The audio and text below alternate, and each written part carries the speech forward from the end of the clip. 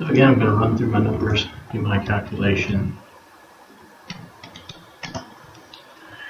into a heavy wind here.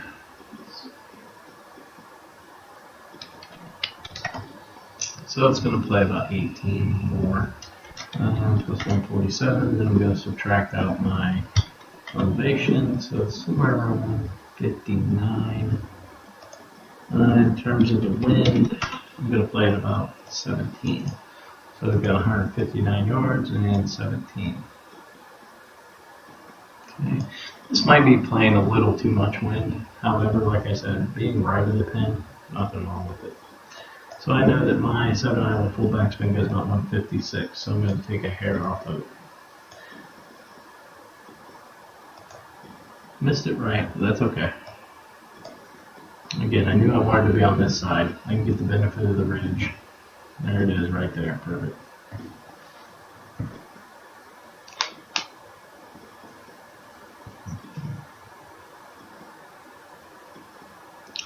Not going to spend too much time here. You can see it's got a pretty good break on it. So it absolutely is going to break. I'm just going to aim it right at the outside edge and hit it for about 4.5.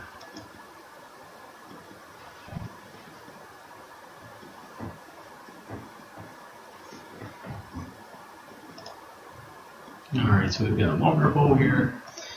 Again, I'm just going to jump right in here. This wind can take off about 11. Okay, so it's going to put me at about 202.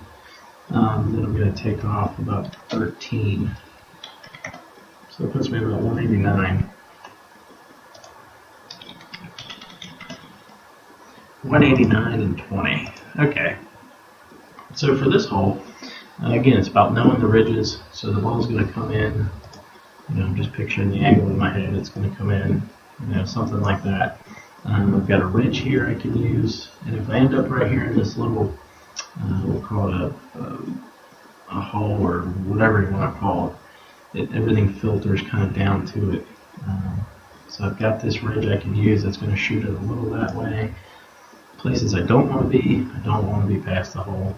Now you can land it past the hole over here and it will come back. Long and left is no good.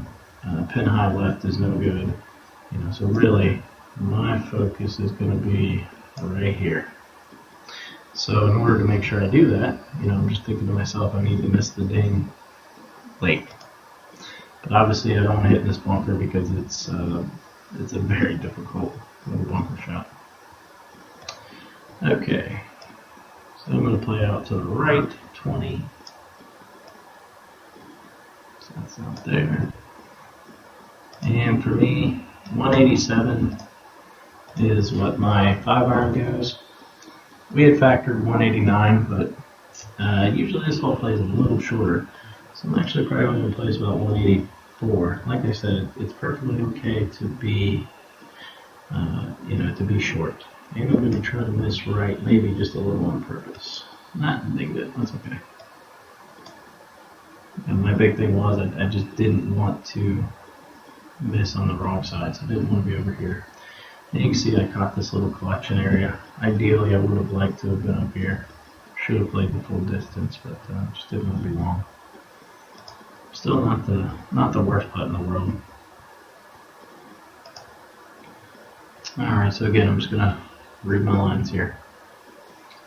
The first one behind is, barely breaking, maybe 1. So we'll call that a 1, that's a 2.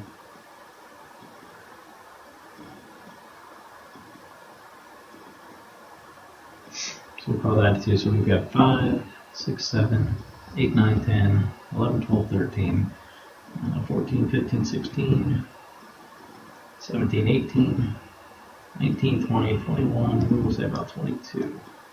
It's just a quick count, maybe 23.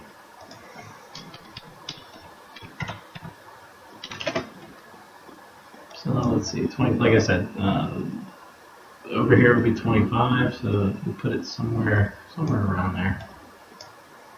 Just a rough estimate. Okay, just going to go ahead and go with it. It looks right.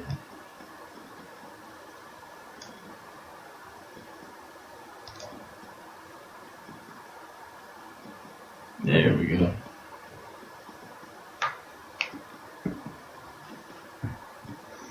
Alright, it's making me regret missing that one on 2. That's frustrating. Okay, so this hole, again, it's got a collection area. Move the flag so you can see. If I land along this ridge line, if I land short of that, everything funnels this way. So I'm going to end up with about a 30, 40 footer down here. I've made it a couple times. It's not bad. Ideally, where I'd like to put it is over here. It tends to be pretty soft over on this side, and it will come back to the hole. My next position where I'd like to be is over that ridge over here. It's not a horrible putt. So again, my primary goal is to get over this ridge. Okay, so again, I'm going to do my computations. Now for me, as you can see, this is definitely downwind. However, like I've said before, if I'm looking at the line the ball has to take into this wind, something like that, which means in essence it's really going to subtract from it. So instead of adding it, I'm just going to go ahead and add about 3. So I'm going to probably play this in like 206 or something. So I know my 4-iron neutral goes about 210. So that puts me somewhere in that range. Now all I have to do is aim the shot up, and I'm going to go ahead and, because I'm okay missing left, just a hair, I'm only going to play about 18. So I'm accepting that if I miss left of the flag, it's okay.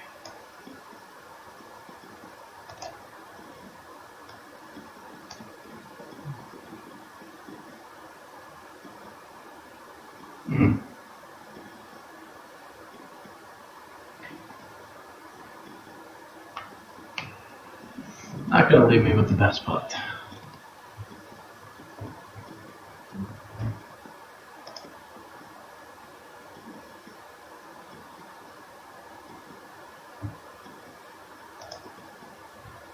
So you see I've got a pretty sharp breaker. It's going to be a tough putt for sure. Play this 6-9. So it's going to be about 23% of my 60. And again, I'm going to look at the forward view. How does that line look? Well, it looks pretty murky. I have a hard time trying to determine where it's going to cross 3 grid lines. That's a little more than I like to try to calculate. So I'm just going to stick with this. And again, I'm just moving my grid, trying to get a feel for where it's going to cross. So these look like 3, so we'll call that 6.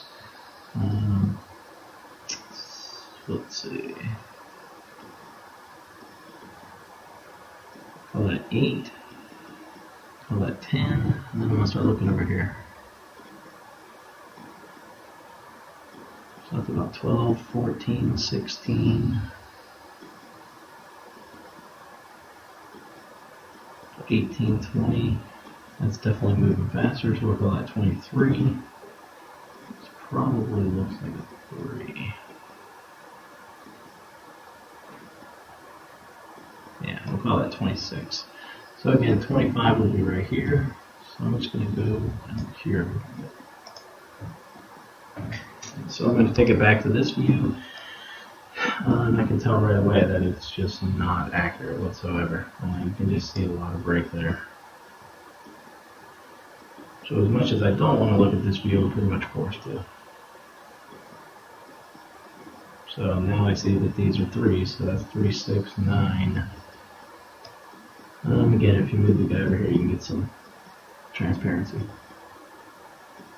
So that's 12, 15. That's 18. 21, 24, 25, 26, 27, 28.